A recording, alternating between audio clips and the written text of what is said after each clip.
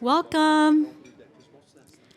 If you could please take your seats, that would be great. So excited to see so many happy, smiling, beautiful faces today. And it's a special occasion when you have one of the women's college basketball duck coach in the house. Woo! Go Ducks. I know we have a few Beavers in here today, but today is a Duck Day. Well, with that, I'm very excited to be here today and to be serving in the absence of our great president, Laura Dorn. My name is Wendy Valise, and I'm the incoming president for the Salem Chamber Board of Directors. We have a lot going on in this community. And I just want to mention, for those of you that have not, we are 8 days away from election.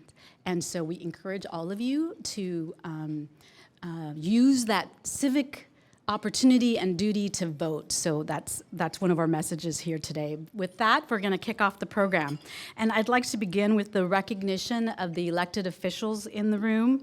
My understanding is we have Mayor Steve Horning from the city of Turner. I saw you, Steve. There you are. Good to see you. Thank you for being here.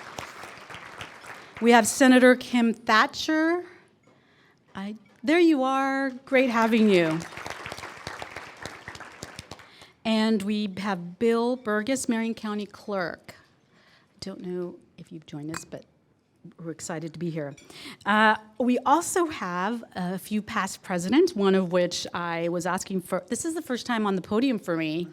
And who better to ask for a little bit of pointers than past President Kurt Arthur.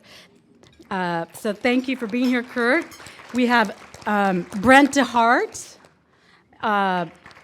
Ken Junk. We have Kathy Gordon, Chuck Austin, and TJ Sullivan. Thank you to our past presidents. I have so much to learn from all of you. With that, I also wanted to take an opportunity to welcome our Chamber Board of Directors that are present today. If you could please stand, I would love to see your faces, and that includes Julie Hoy, Eric Templeton, Jennifer Martin, Ted Ferry, Jeff Dunn, Connor Wrighton, Jeff Miller, Mike Herron, and Stephen Joy. Thank you so much. We have a great, great group of people today. With that, if I could have, please have Cynthia Ramirez, co-owner and director of sales for KSLM Radio, to present our invocation. And if we could all please stand and remain standing for our invocation by Cynthia, which will then be followed by our national anthem performed by Matt Miller, owner of Miller's Barbecue. Thank you.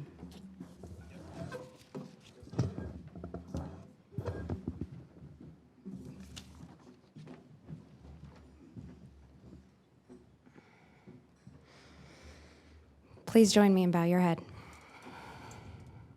Heavenly Father, Master and Creator of the universe, we are thankful for this opportunity to come together as a community, to worship you and to give you the glory for the good works happening in and around Salem.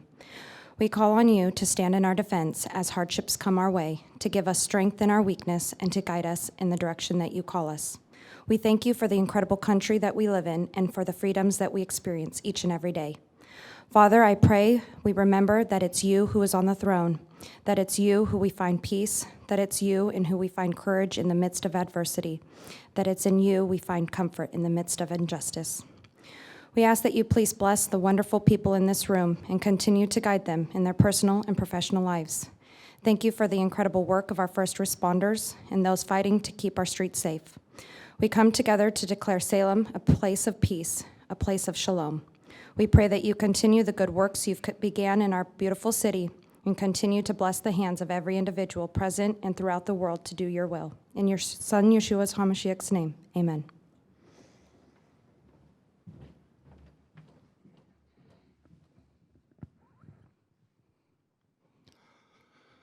Oh, say, can you see by the dawn's early light. What so proudly we hailed at the twilight's last gleaming, whose broad stripes and bright stars through the perilous fight o'er the ramparts we watch were so gallantly streaming, and the rocket's red glare, the bombs bursting in air, gave proof through the night that our flag was still there. Oh, say does that star-spangled banner yet wave o'er the land of the free and the home of the brave?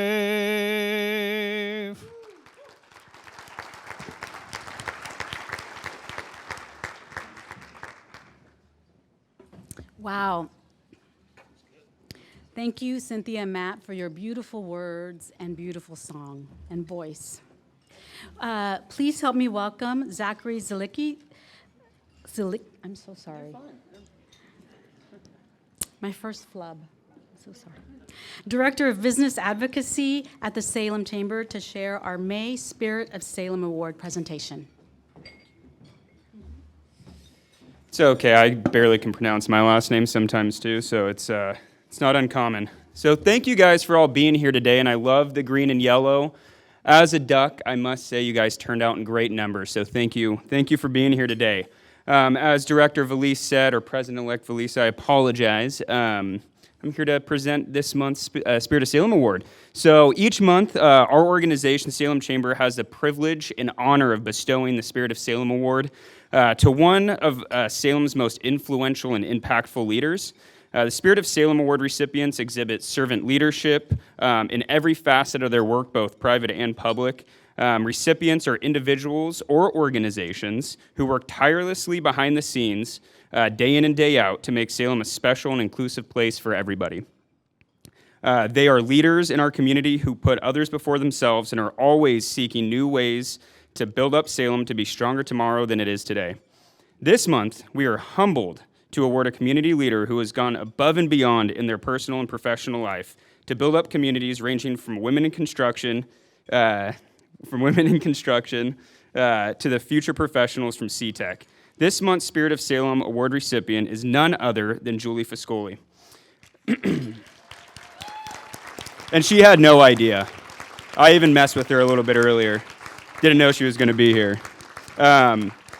Juli is a strong advocate for women and students in the construction industry. Juli is a proud member of the National Association of Women in Construction, a part of Salem's chapter number 198, where she works with diverse groups of professionals to unite women in the construction industry, enhance their personal and professional success, promote education, and increase awareness around relevant legislation pertaining to the construction industry.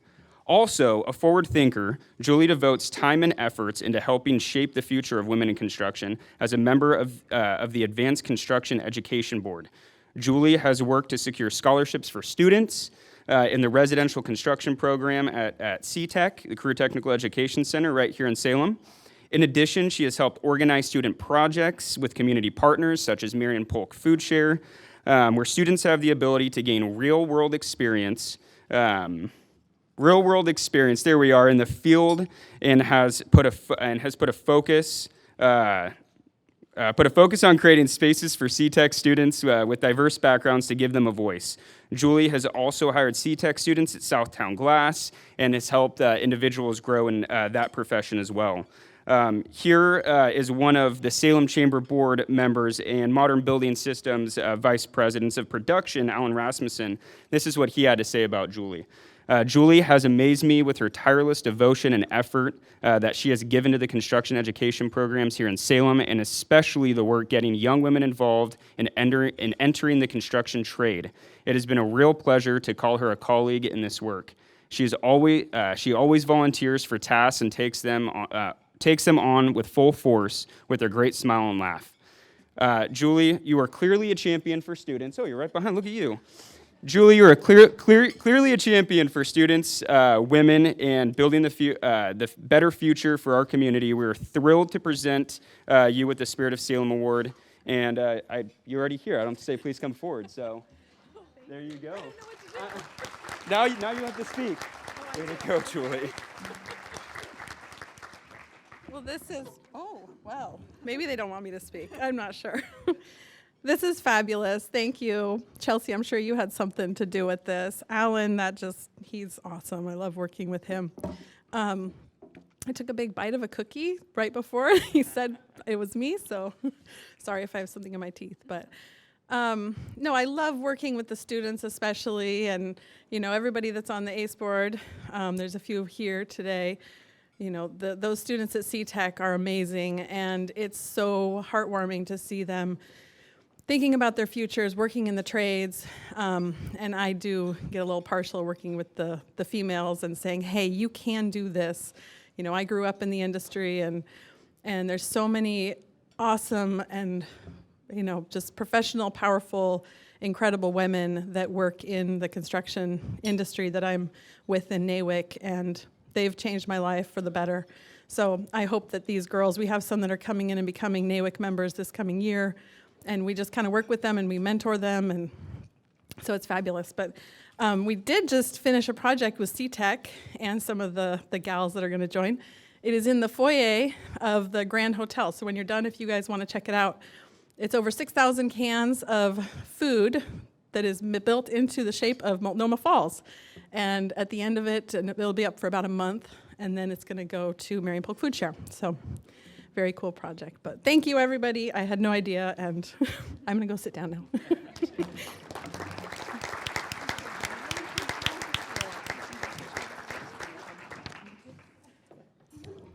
It's exciting. Thank you, Juli, for what you're doing every day in our community.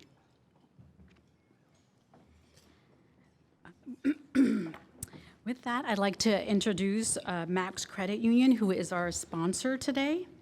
And I just want to share a little bit more about this sponsor because they're very special to us. On June 6, 1935, an important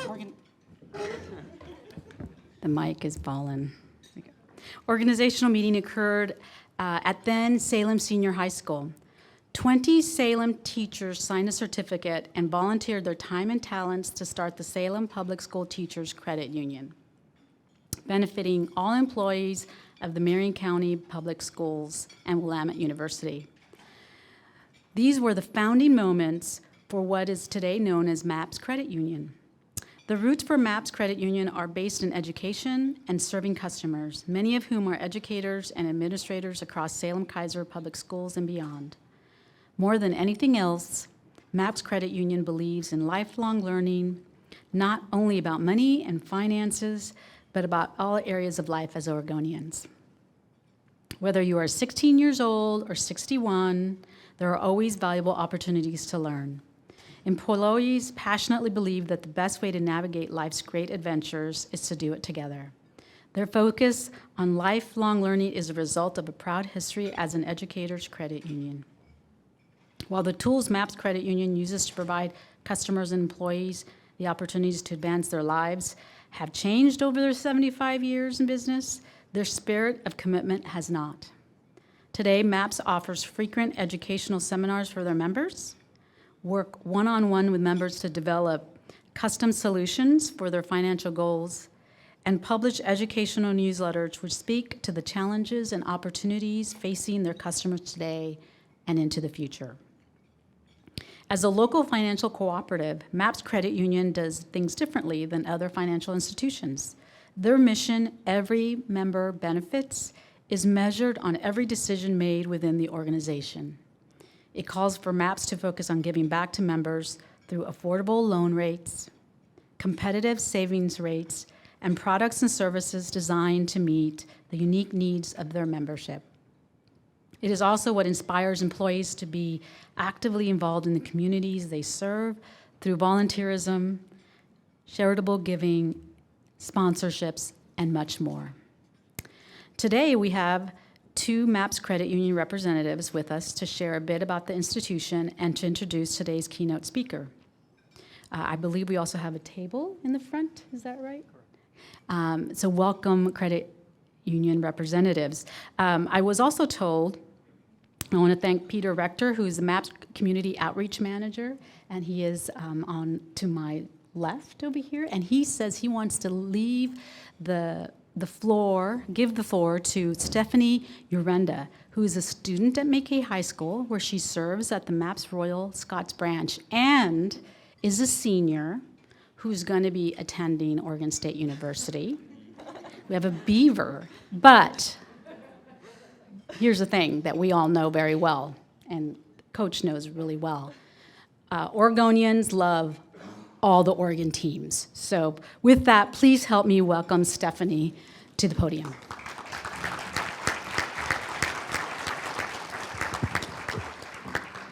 Well, now I was exposed. I was gonna hide the fact that I was going to Oregon State, but I am. Anyways, hi everyone. My name is Stephanie Urenda. I am a senior at McKay High School, and I am going to speak of why I'm here. Obviously, she gave you a little bit of who we are at MAPS Credit Union. MAPS Credit Union is such an amazing nonprofit organization that loves giving back to its community, whether it's in a form of teacher grants, student scholarships, or just in general, little drives that help any sort of community. And as she mentioned, they emphasize a lot on lifelong learning, and they have fulfilled this mission through making programs such as the one that I am, which gives opportunity to 5 interns from West Salem High School and McKay High School to work in-service branches. And I have been part of this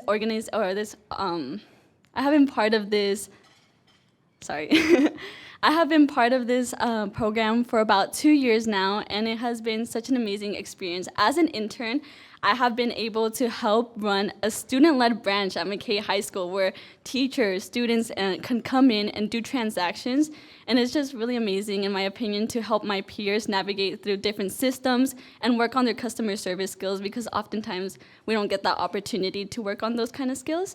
Not only that, but I work at an in-service branch at Hines, and it is such an amazing experience. I would also like to say that as I navigate to Oregon State, I really am grateful for the opportunity that they have given me. I have grown so much, and they have given me a community where I could fall back on when I feel like I don't have anyone.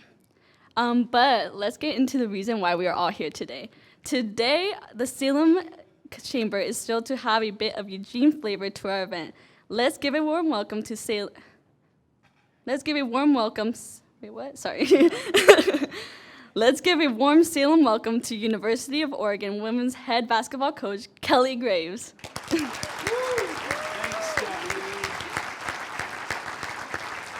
good job. She did a great job. We'd be proud that she was a Duck, right?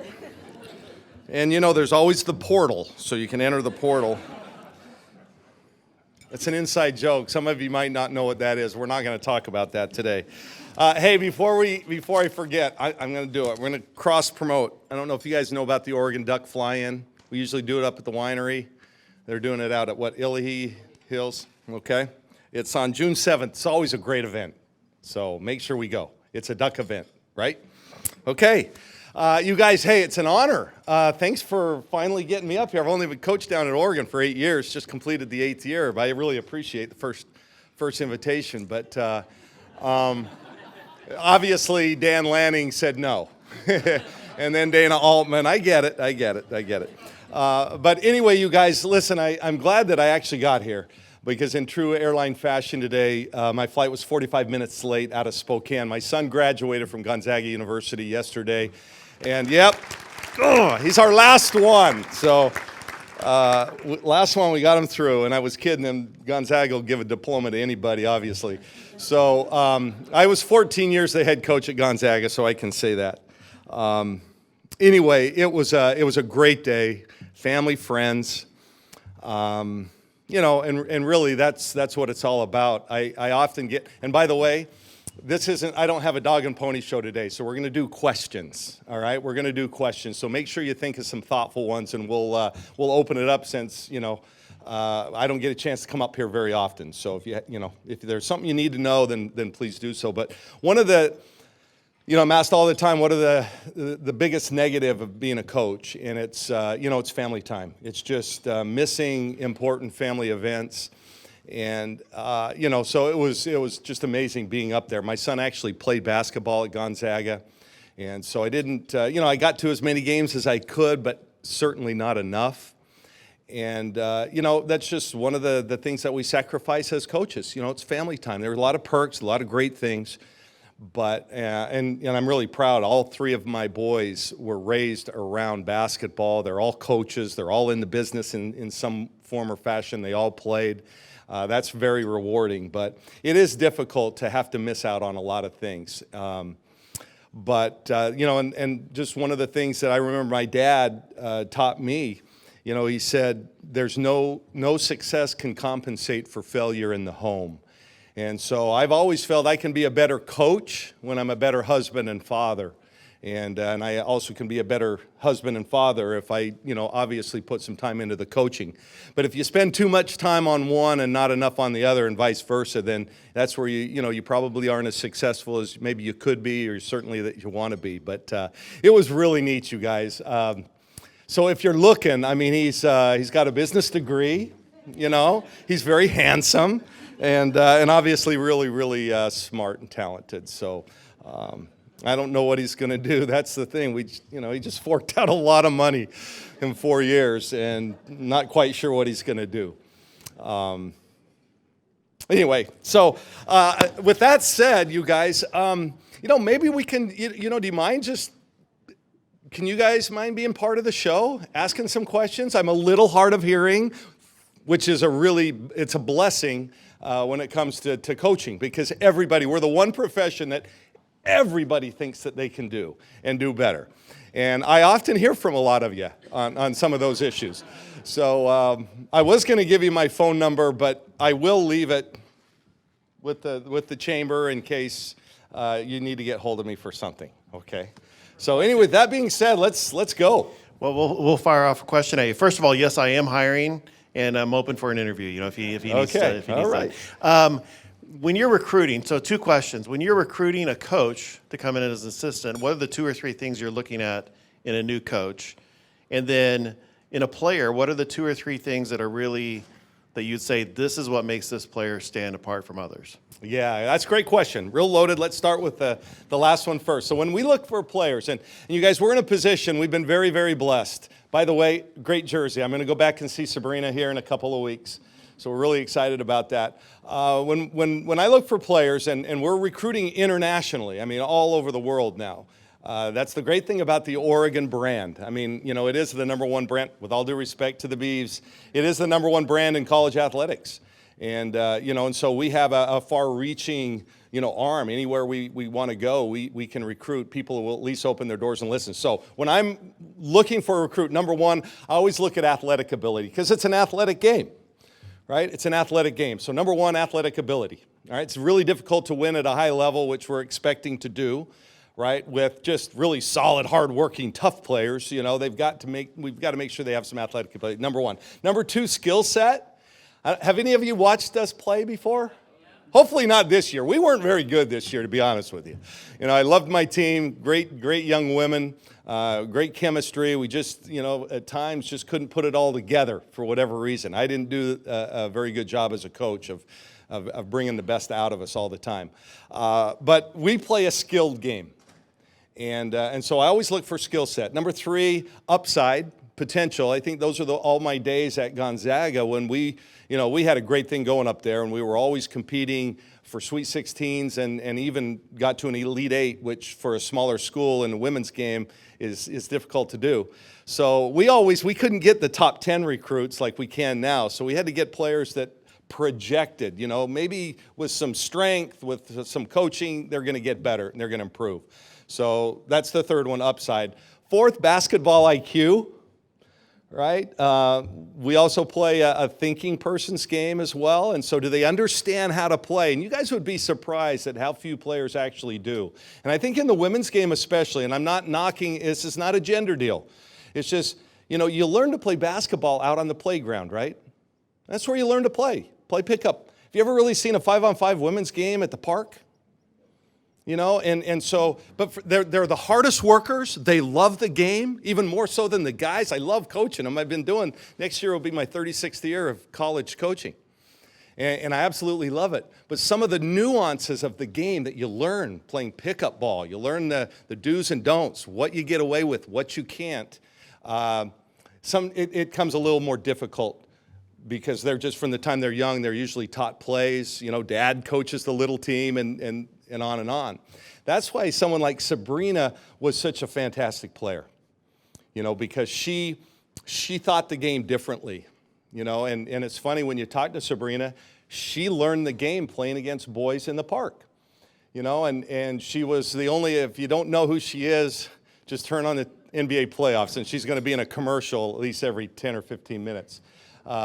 But she learned to play with the boys. And when she was just a little girl, if she wanted them to pick her for their team, then she knew she'd have to pass the ball. Well, she became one of the greatest passers in the game, right?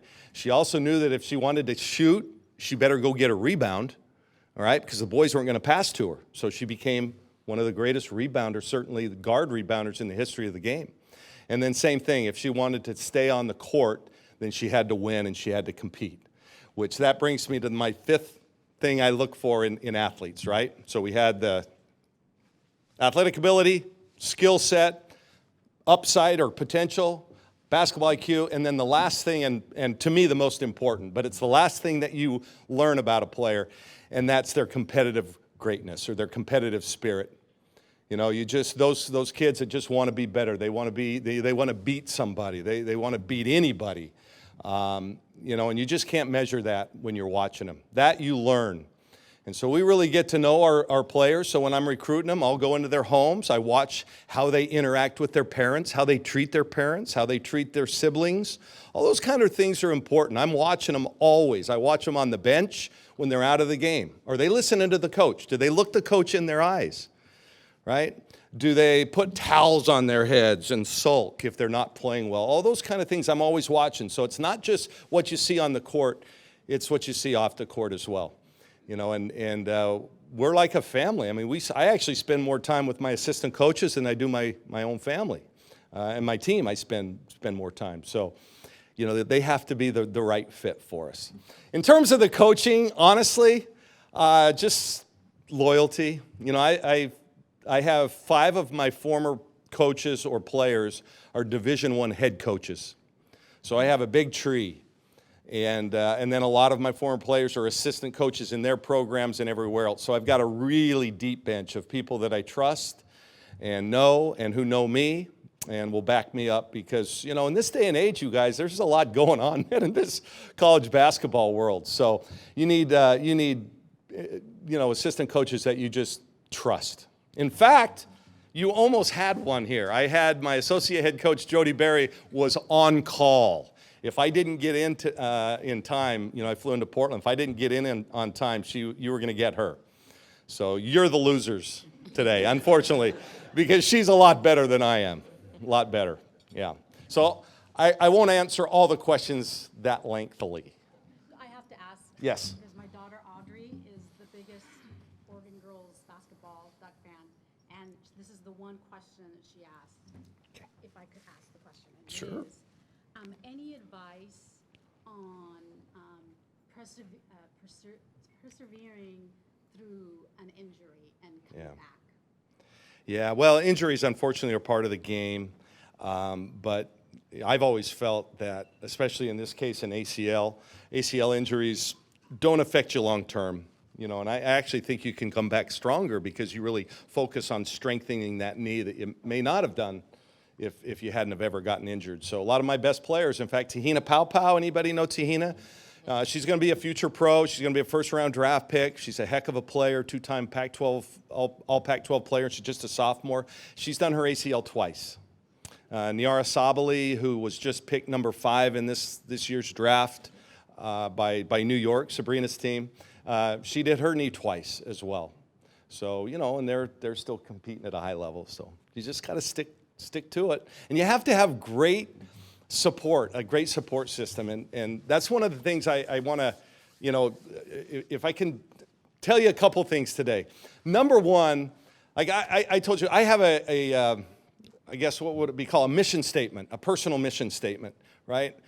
No success can compensate for failure in the home. I already said that, right? So to me, it's really important. Family comes first. I tell every recruit that. My family dictates every decision that I make, okay? And I think in the end, that really helps, right? That really helps me be a better coach. So I think each of us here should have that same kind of a mission statement, something that you truly believe in. So when somebody asks you, who are you? What do you believe in? What makes you you? Don't just say, well, I'm 6'5" and 260 and, and whatever, but really know who you are. And one of the things that we do as a team, I actually have a professional one too, we will never get beat because we were not prepared. And so if you come and hang around our program, you'll see a team that's always prepared. That's what we highlight most. That's our attribute that is the strongest, okay? So, make sure you know who you are. And if you're working for MAPS, what's the company mission statement? You should know that. You should have that down pat. And so when somebody asks you, you can articulate it on the spot. And then there was something else. I can't remember part B. It didn't matter. It wasn't important. Next question. Yeah, good question, by the way. Okay, so we're celebrating Title IX this year, and could you talk a little bit about Serena Prince's contribution to raising equality with women?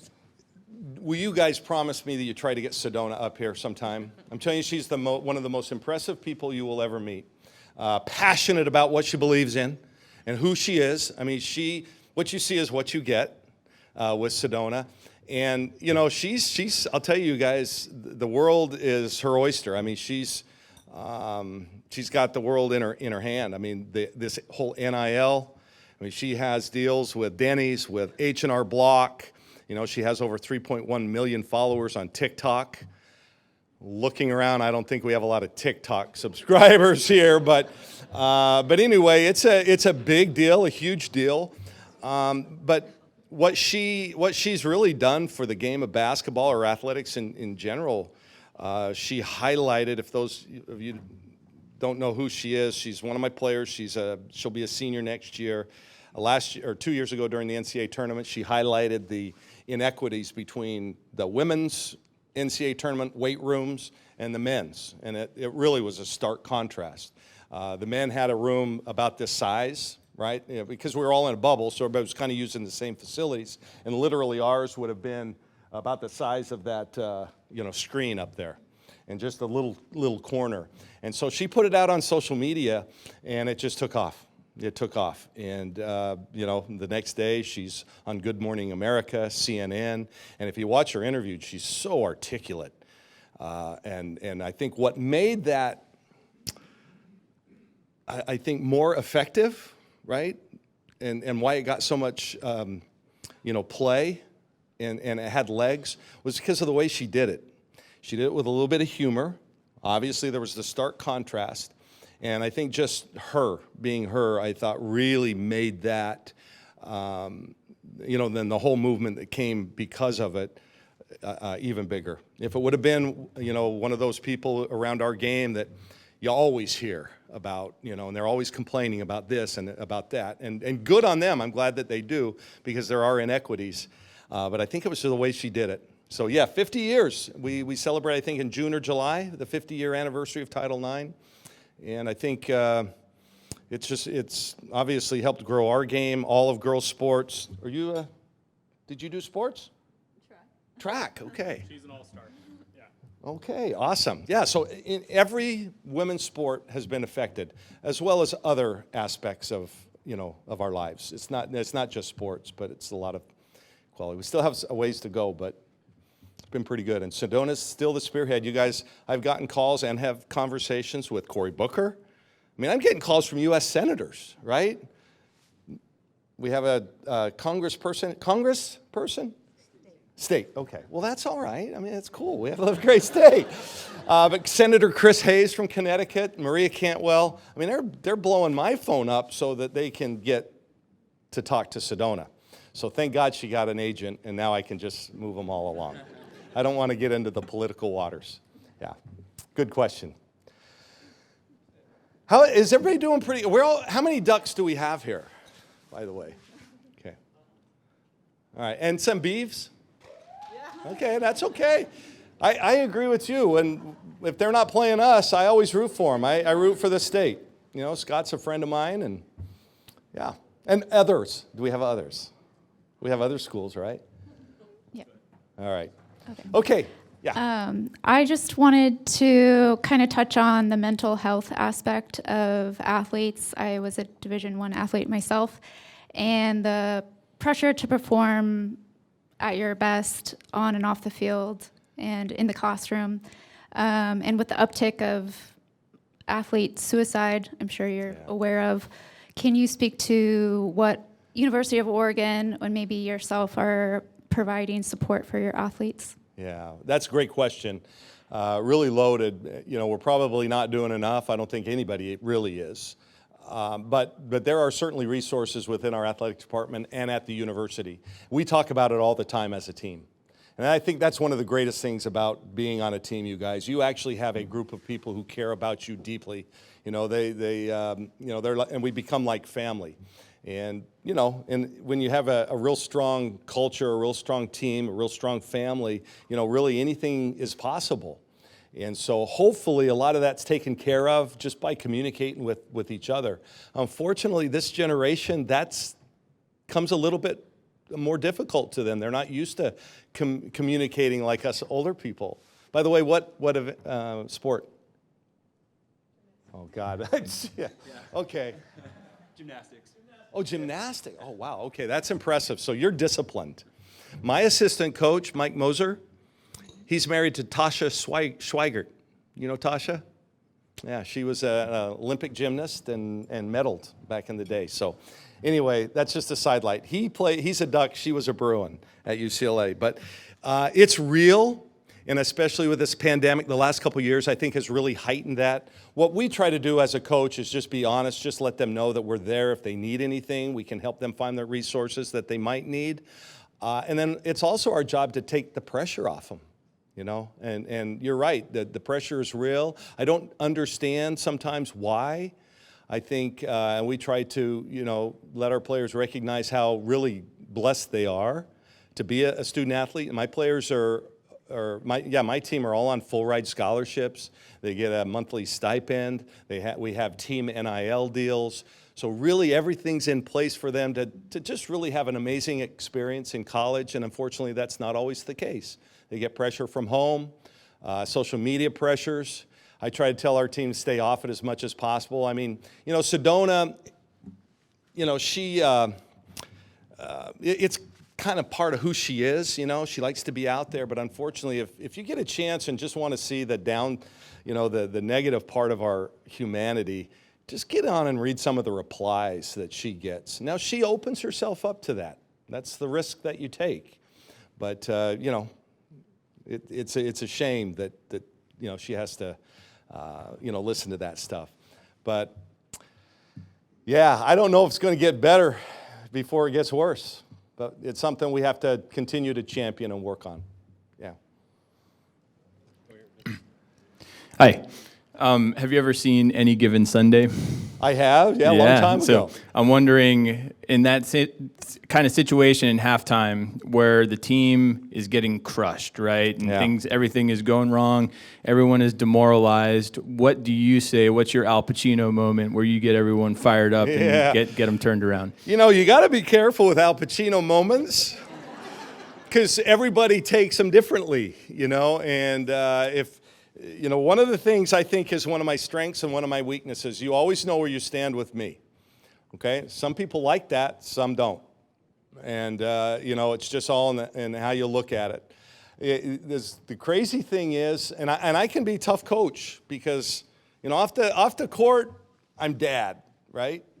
Or uncle or whatever. I mean, I'm pretty jovial, all that kind of stuff. But on the court, it's all business. And some kids get that and some don't. I'm not really a yeller, to be honest with you, like at halftime. I'm not pregame. I don't do these big speeches, that I've practiced and all this. I'm very matter of fact. This is what we need to do. These are our 3 offensive keys tonight. These are our 3 defensive keys. We go through the personnel. And same at halftime. I ask the team before we come in as coaches, because we always huddle up for a few minutes after halftime. I always want them to put on the board 3 things that we need to do better so that they're communicating with each other. But that'll probably blow you away. I'm not a big rah-rah guy. I don't get into them that much in terms of, that way to try and fire them up. We speak to our teams. We do our pregame talk at about 28 minutes on the clock. If I have to fire them up 28 minutes before the game, number one, we're in trouble, right? It's got to come from within. And number 2, if I did fire them up, it's going to wear off by the time the game starts or that they go in. So I just like to, be even keel the whole game. You guys probably think that I just kind of sit there and don't do much. Yeah. The team always laughs when they hear that because that's not the case. Yeah, good question. Hi, I'm Jennifer Paul, Sawfeld Griggs, go Ducks. Yeah. So you kind of alluded to this, but a lot of us in this room, some more than others, are a little bit older, and we're working with the next generation.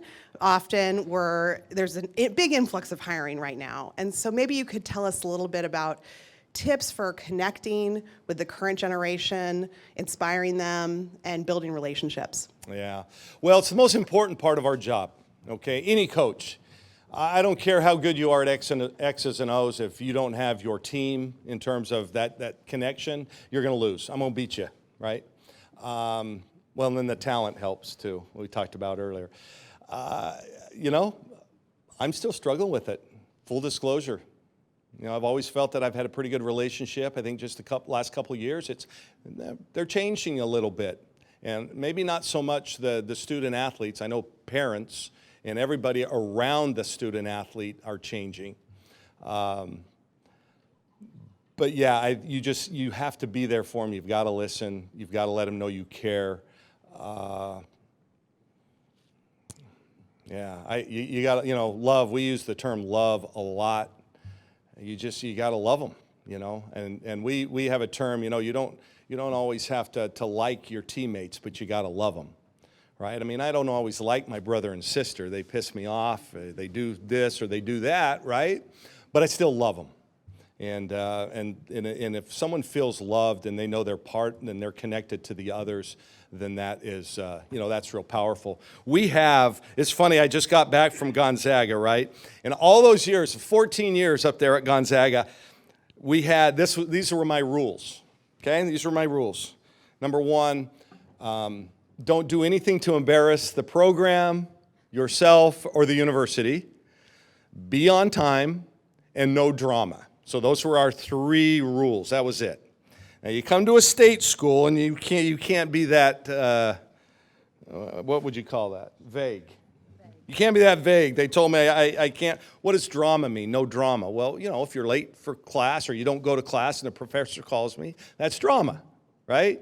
You start dating your teammate and break up with her and date the other one, that's drama, all right? Or the boyfriend, whatever.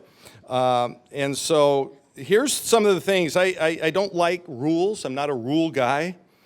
And so we frame it differently. We call them standards of behavior, and I have them here.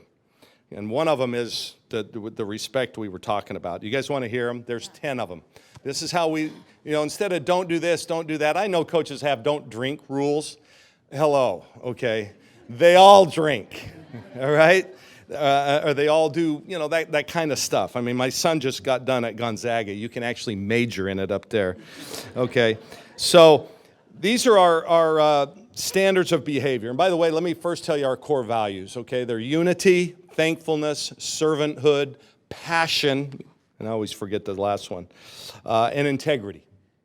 Okay, those are our 5 core values. We drill that into our players. Every time I have a moment when I might think, gosh, if I just made an extra call to this student athlete or this prospect or whatever, but you've got to make sure you're doing the right thing and living by those. But here's our 10 standards of behavior. The first one is positivity. Okay, we choose to be positive. We do not whine or complain. All right, and that's easy to do. Right? It's easy to do, but we always choose to be positive. I remember a couple years ago when Sabrina was a freshman, we were a 10 seed in the NCAA tournament, which means we barely got in. We were one of the last teams in. We had to travel further than any team in the NCAA tournament. We went from Eugene to Durham, North Carolina, to play at Duke. We beat the 7 seed Temple at the buzzer, and then we beat the 2 seed Duke on their home floor. Actually beat the crap out of them, to be honest with you. Beat them by about 12 or 15 points. Okay, so we go to the Sweet 16 as a 10 seed. Doesn't happen very often. So I didn't really think it out, and so we were in Durham on the weekend. The next week were our final exams.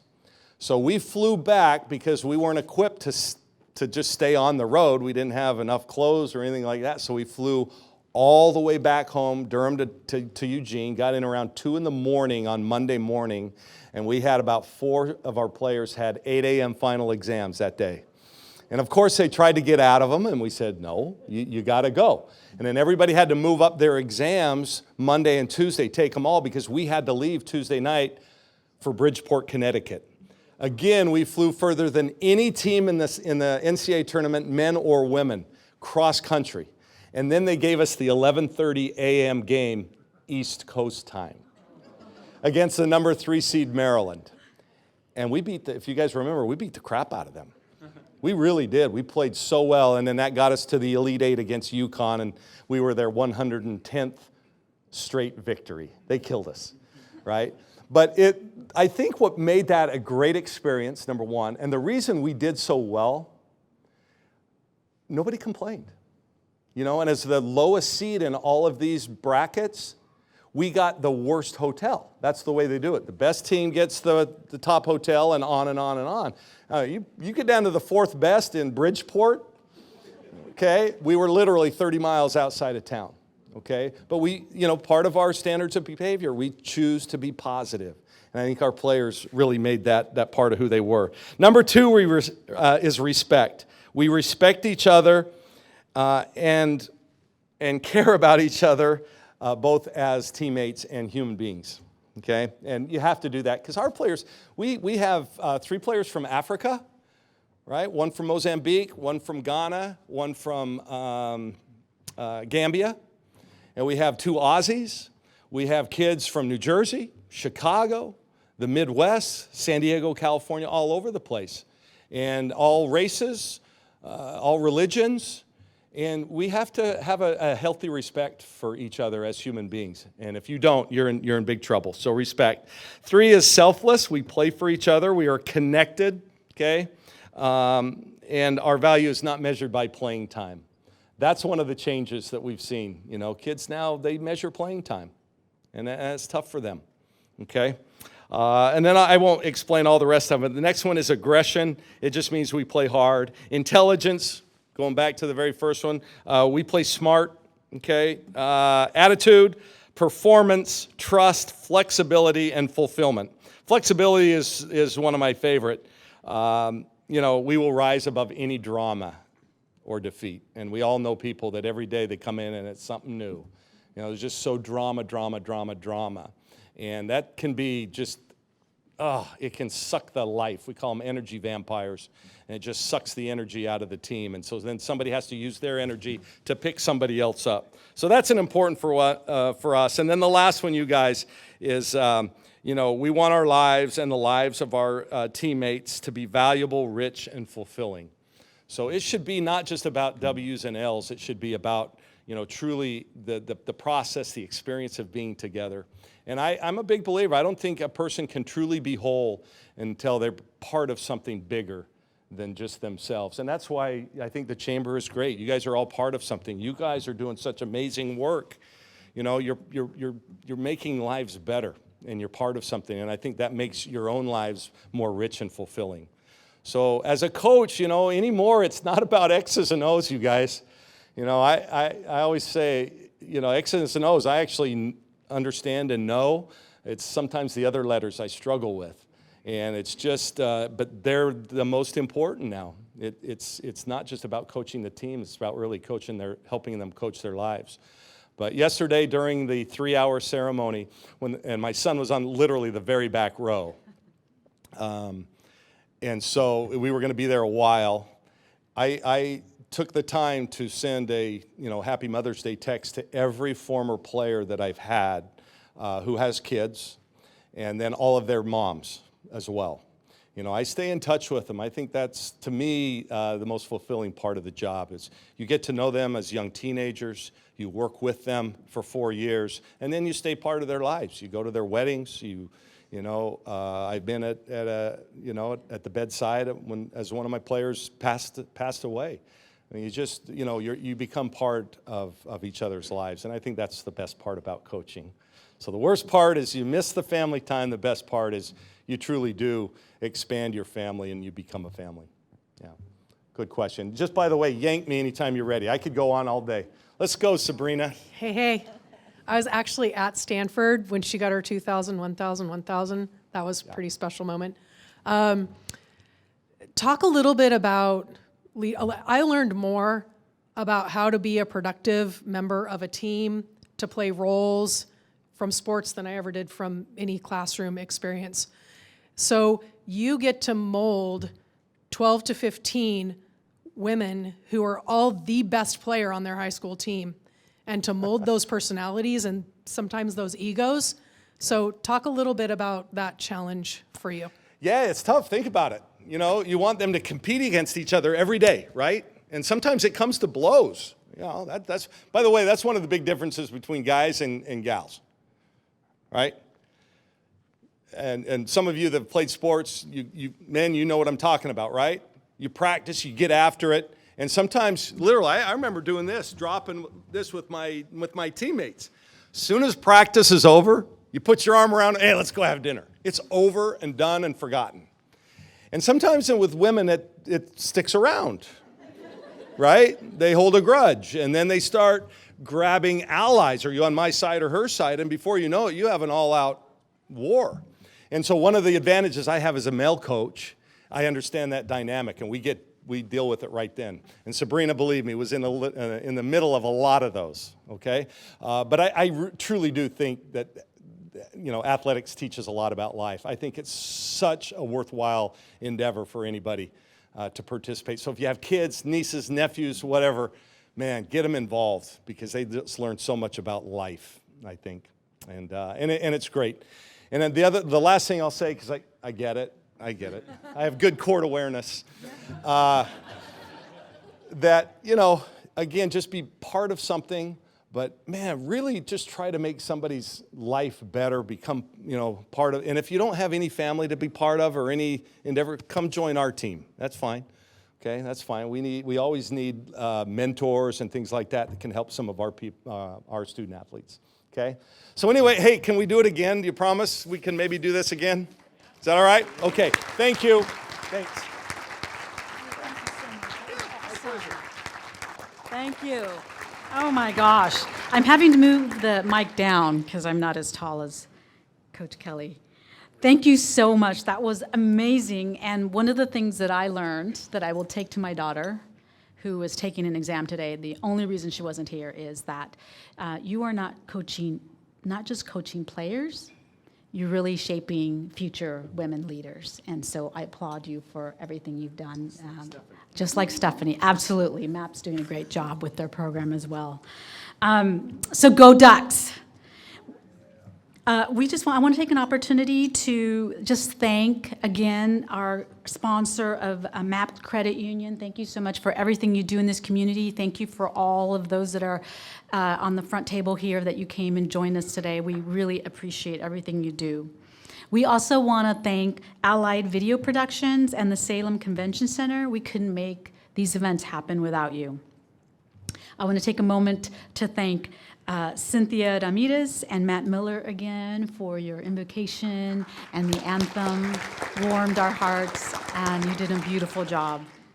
Another group of people that are so important, we can't thank them enough, is our incredible volunteers. And today, I want to just thank all of the ambassadors who were here, who welcomed us, who helped us make this event really a wonderful event. So thank you to all of our ambassadors.